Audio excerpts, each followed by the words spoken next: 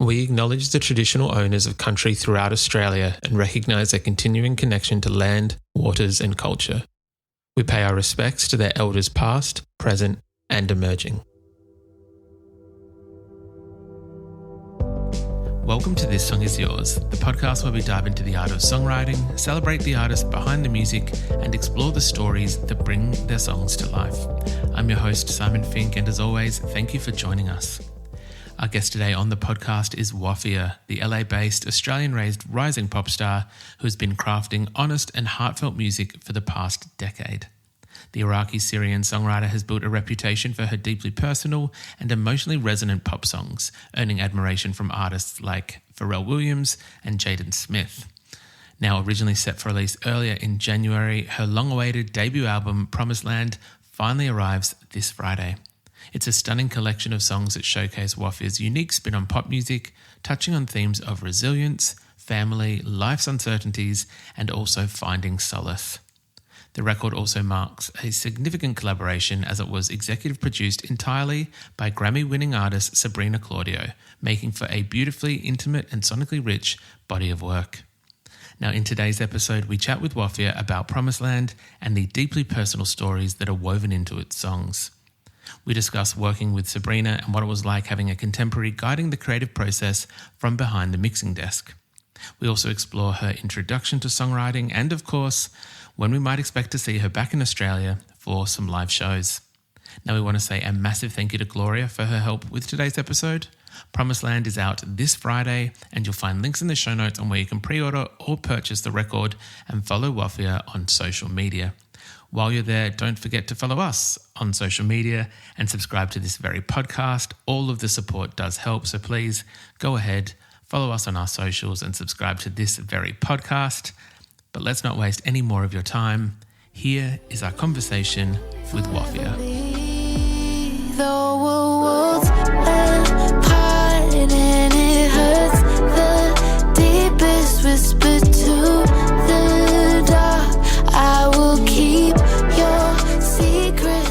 Please welcome to This Song Is Yours, Wafia. Hello, Wafia, how are you? Good, Simon, how are you? Doing very well, thank you. Thank you so much for coming to join us today and have a chat about a brand new record from yourself, which is super exciting. Yes, very. It's been a long time coming. I was going to kind of address that, and I'm glad that you brought it up because I feel like this record has been a long time in the works for you. I know that we started seeing the fruits of your labour from your artist project back in 2015. We've had a number of singles, we've had a handful of EPs, but this is like the full length. This is what they prep you for. How are you feeling with Promised Land, this debut record coming out? Oh, well, it's out now when people are listening to this chat. I feel so good. Like, I'm just excited to just be up to speed with everyone. Like, I just feel like I've been like working and like doing a lot of it, like just people just don't know what I've been making. And so now having this out is like such a relief that I just feel up to, all caught up, which I think for a long time, wanting to feel for a long time. Was there anything in particular that was preventing you from kind of releasing it, I guess, before this? And don't get me wrong, good things take time and this record is incredible, which I want to get into as well. But for yourself, was there a moment, I guess, that you had like a crystal clear thought of, no, this is the right time to do the debut album? If I'm being honest with you, I think like a lot of factors came into play of why it didn't come out sooner. One was I had the pandemic and everything that came with that, and like just the boring like business side of things. But second was I had a hard time calling it done. Like, I think being a solo artist, I would feel a lot of jealousy towards people in bands because they were able to like have someone go, "No, you're done," and pull them away from the console or whatever it may be, from the laptop. And I just felt like I can just write forever. I can just, not tinker. I like know when a song is done, but I'm like, well, what if we had a song like this? Or what if we had a song like this? And I think the best shout I made for this record was bringing Sabrina Claudio on board, who's another artist, and she executive produced the record. And having her as a band, almost like a bandmate, was so helpful, because she's released many albums, and just having someone who's been like, done this before, trust me, you're done, was so comforting. And I needed that mentorship to get me across the line. 100%. Sabrina is an incredible artist in her own rights. As you said, I believe Grammy nominated at some point for some of her projects. I imagine that having someone who is not just, and no disrespect, but I think we can all admit that there's enough middle-aged 50-year-old white men producers in the music industry, and I think they'd agree with me as well. Was it nice to have like a contemporary almost that you can both bounce ideas off? She gets where you're coming from a musician standpoint, but from that producer aspect as well, again, as you said, can kind of know when to put parameters around things or know when something is done. Yeah. I mean, well, I just trusted her in a way that, you know, I've worked a lot with these middle-aged men in my past, and I'm sure I will continue to, but like I just hearing from her saying like, no, like setting these deadlines is important, all this stuff. It's different than when someone who, no disrespect to any producers, but like they're not putting their names on this the same way I'm putting my name on this. Like I feel like I have a lot more to lose by putting out a bad project than anyone else who was to jump on board. And she ultimately understood that because of her experience as an artist. And she just made so much room for the like indecisive version of me that like, but is it done? Is it good enough? Is this song like, she was able to be so clear with me in a way, but also so gentle in a way that I needed. And I don't know that had anyone else given it to me, I would have trusted them the same way. I think that there's obviously something very special about that as well. And the fact that this is such a deeply personal record, you're thematically kind of covering quite a lot of ground. There's, I think there's like the feelings of love and the feelings of lost love, or a bit of a, part of my language, fuck you to previous love. I know that there's talk about like life and grief and living in the moment and things like that. And I imagine that similar to that as well, that it's a lot easier to talk to a friend about things like that and be able to work out how to convey them properly. And as you said, it's your name at the end of the day. Realistically, people are looking at that poster and it really only has your name. People can contribute, but again, they're not being held accountable to it. And so I imagine that that helps in that process of being so vulnerable and honest. Totally. Yeah. Yeah. It just, it's funny because I think our relationship started very like professional, which is what drew me to her in the first place, was that I was becoming too fast friends with everyone that I worked with. Mm-hmm. And she was so like careful and cautious and so thoughtful with her words that it was professional while we were really making the record, but she was really trying to extract more. And then the second we were done with this album, we were like, you want to just be friends now? And then I kind of think that an even deeper level of the friendship began. But I do think both of us kind of had to keep a certain degree of like steadfastness and like almost professionalism, even though it was still way closer than I'd ever been with any other producer. Like drinks after a session and just like crying on the couch and just so much more intimate. But for my standards, it was to be with another woman, it was so much more professional than I had experienced. Absolutely. It does. I absolutely love that. Thank you very much for sharing, I guess, that kind of insight to it, because it has ultimately produced what is an incredible record. You are, as I mentioned, kind of thematically covering a bit of ground, and sonically as well. There's some great upbeat tracks. There's some really beautiful R&B and soul across this record. Some little inklings of indie as well. in terms of when you went in to make the record, knowing this was going to be the album, was it discussed what kind of sonic palette you wanted to cover with Sabrina, or was it just as you kind of went along that it was discovered as each track kind of revealed itself, if you will? I think that's always a difficult balance to play. How much do you honor the track and where it wants to go versus how cohesive do you want this record to be? I do think that when I was reflecting on some of my favorite records, the voice was ultimately the glue. You had to trust that the way you tell a story and the tone of your voice is enough to sort of glue it together. And then production wise, what's the identity and what's the world you want it to live in? And I try to be really intentional. I think that there are moments that that it takes a bit of a left turn with the production, but in a way that I think I also get really bored of albums that are too one thing, or rather not bored, but they're vibey. They're you listen to them in the background, which there's always a time and place for that. But I really wanted something that to make for myself that was engaging and would have moments of unexpectedness. And I think, I do think a big jumping off point was the production in Flowers and Superpowers for me. One of my earlier songs. That to me is one of the songs where I really feel I slotted into what I love to make and what I love to sing. And it was a perfect Venn diagram of it's a musical and has makes interesting theoretical decision choices, but it doesn't alienate the viewer too much and it stays pop.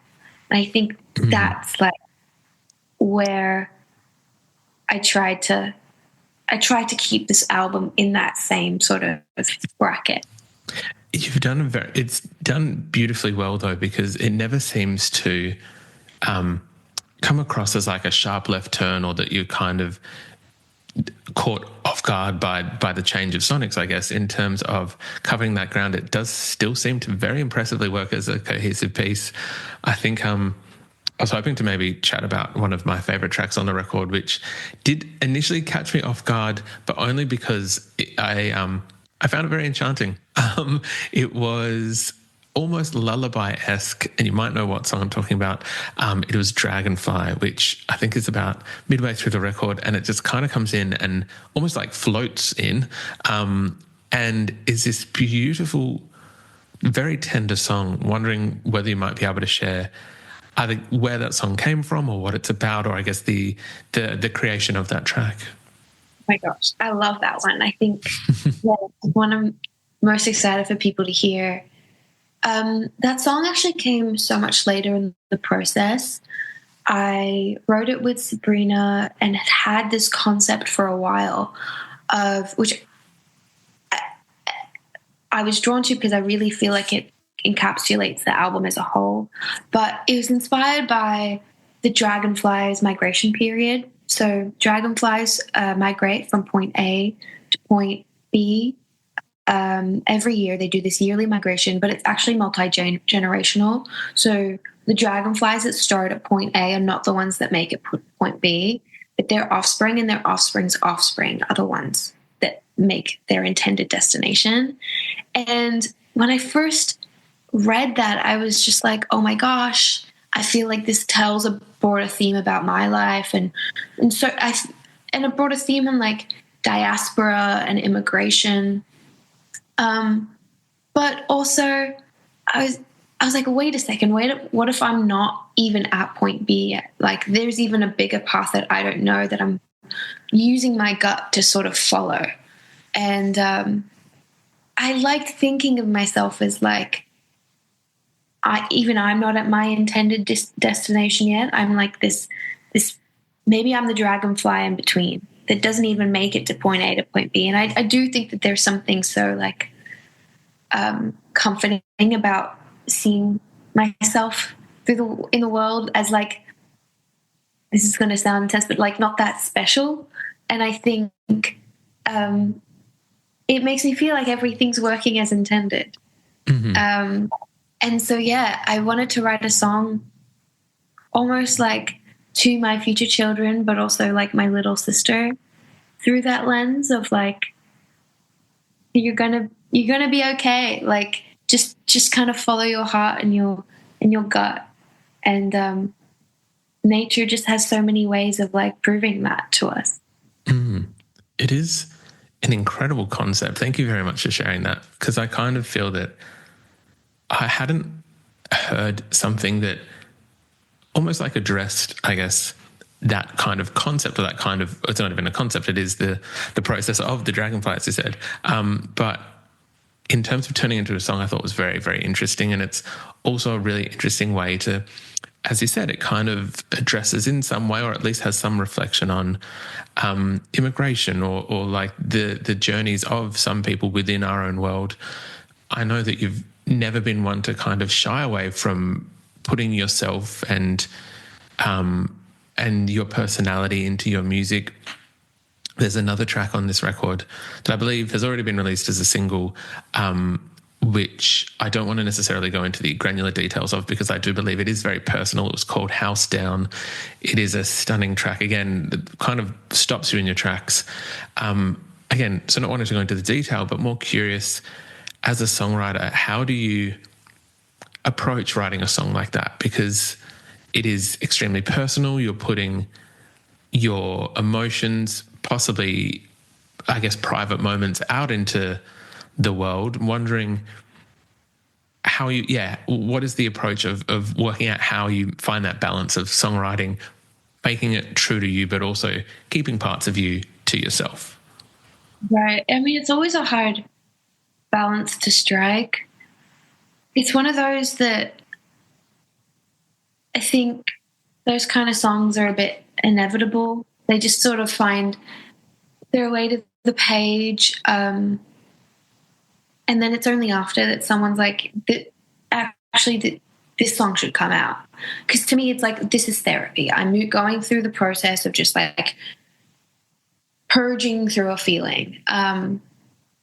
But yeah, I guess when it came to releasing it, I was just like, my instinct was to be like, well, not my instinct, actually. My fear was to be like, let's not address this at all. Let's just like put it out. No one's asking for a full-blown explanation of it. Let's just like, let's put that over there somewhere. And I was like, wait, that just doesn't feel authentic to me. Like, that feels like it's coming from a place of fear. And if there's anything I've learned, it's that like whatever I'm going through, so many people are going through. Like, what I'm going through is not unique or in any sort of way.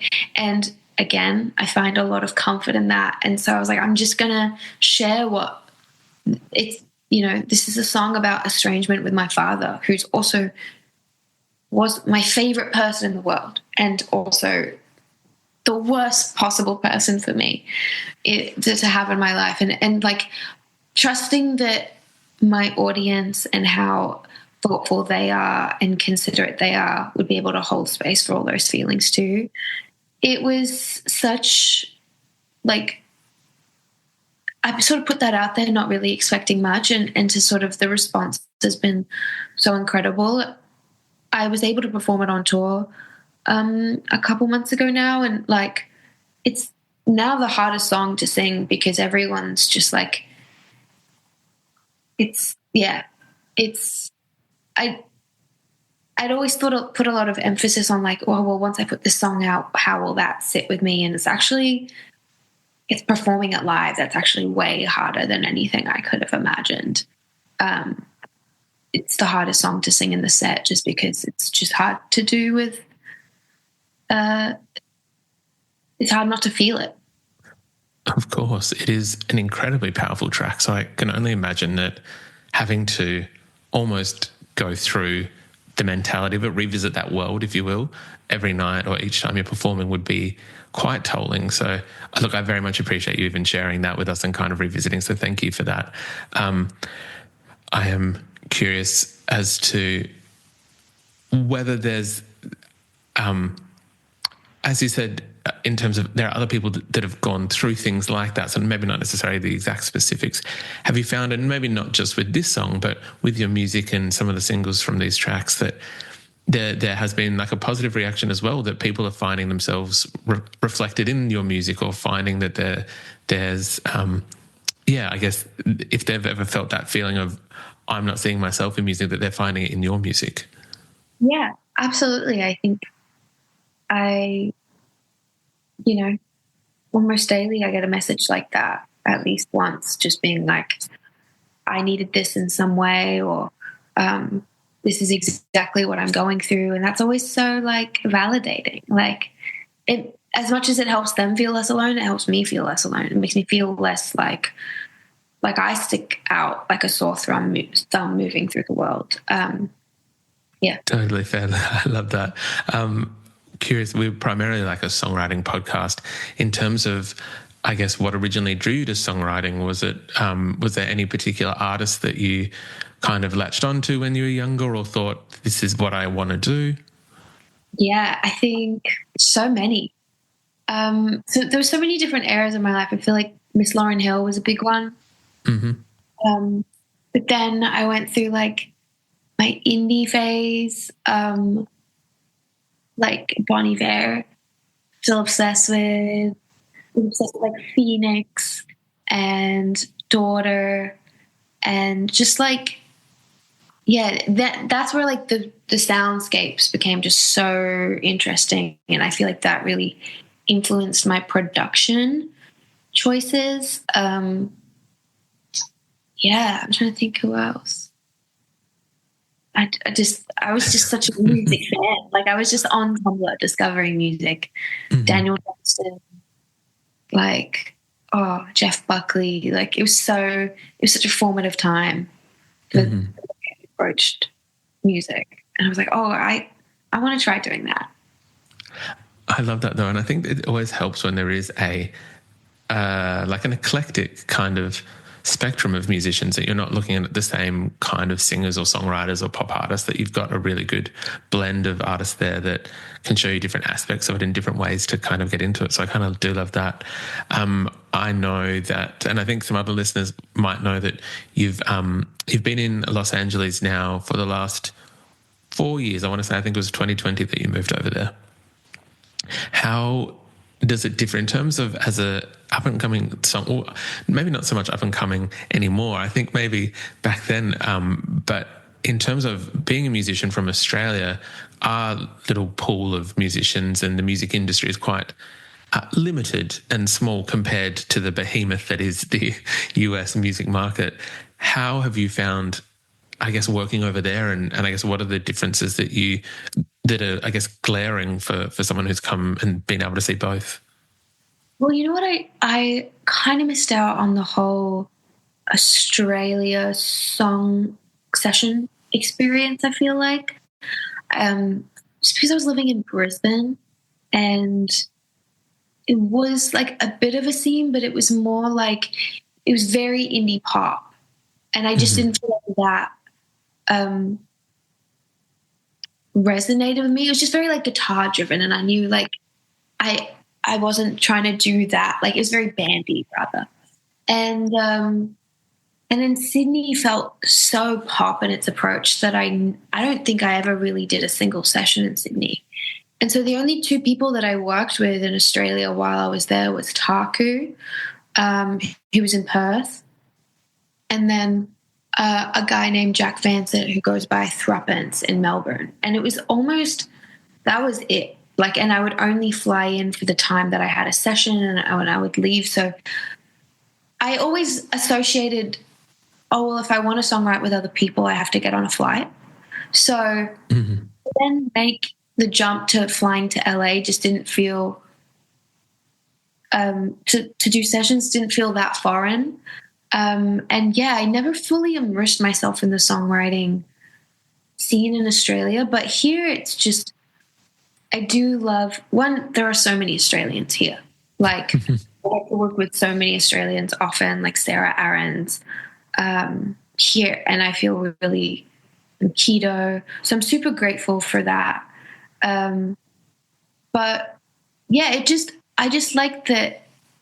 Just there's so many more people here with so many different tastes, and I know I am Australian in sounding and accent and everything, but I'm also so not Australian in so many ways that I had a hard time at times connecting with certain people who maybe hadn't ever left Australia. And I was just like, oh, but I want to write a song about this, or you know what I mean? So there was a certain commonality. I mean, even the people that I work with here, oftentimes they're not even American, they're British or whatever, but we're all drawn to something here. And that right off the bat is like something we connect on and makes it easy to write songs from that place, if that makes sense. It does. I think it does. It is, I think there is a reason why America seems to attract, as you kind of just mentioned at the end there, like a lot of the songwriters that you do see now aren't necessarily from the States themselves, but it seems to be this incredible hub, and the volume of opportunities, I guess, is also quite immense there. Speaking of locations and cities and places, might be a bit of an obvious question, but I feel like I do have to ask it for people listening. And I know that it might be a bit of a silly question because you were recently here in November of 2024 playing a handful of shows, but wondering whether we might be seeing you back in Australia in 2025 in support of the record for some shows. I mean, yeah, it's definitely on the books. I'm excited to have the album lived with for a little bit before I get over there, because I'm just like excited to play songs like Dragonfly and Mulberry Tree, and this time have people like know them and sing along to them and know the context of them if they choose. So yeah, I'm gonna let it marinate for a bit, and then I'll be. I love that though. Have rehearsals begun for any shows? Is there a standout track at the moment in terms of the transition into a live setting? Is there a track that's kind of changed now that it's got a band or a live aspect around it? One of my favorites has been Mulberry Tree to play. It's very simple, but even just like I've taken to sitting on the ground when I perform it for some reason. It's like what's felt really like grounding and just feels, and like been making my guitar player sit on the ground with me, and it just feels like a warm hug to me, and I trust that will like translate. That's been one of my favorites, but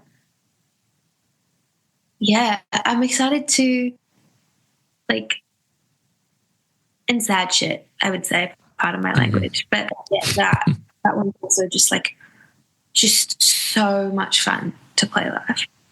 I absolutely love that. I think these shows are going to be really incredible. The album itself, Promised Land, is stunning. You've done an incredible job. So thank you very much for being able to share the record with us, but also for coming to have a chat about the record. We usually ask our guests to kind of wrap things up what they're currently listening to. For yourself, Wafia, is there anything that's on high rotation at the moment? Yes. Do you mind if I open my Spotify? Not at all. Okay. I've been listening to a lot of Doechii. I think she's just amazing. I've caught the bug that everyone else has caught. But I've been a fan since like, What It Is. I think that was just so great. And like, I just love the creativity going into the whole project. And Lizzie McAlpine's album. That was my favorite album of this year. Older. I think you and I might be having some similar music kind of moments. That was my number one played record of the year, and that Doechii record at the moment, that Colbert performance, just NPR, so good. The Tiny Desk one as well, yeah, just definitely having a moment. Incredible recommendations. Not surprised though. Wafia, thank you so much for coming to chat to us on the podcast. The album Promised Land is out now. We'll make sure people can purchase a record, follow you, stream the music, all the usual stuff in today's show notes. But thank you again. Thank you so much, Simon. Really appreciate the chat.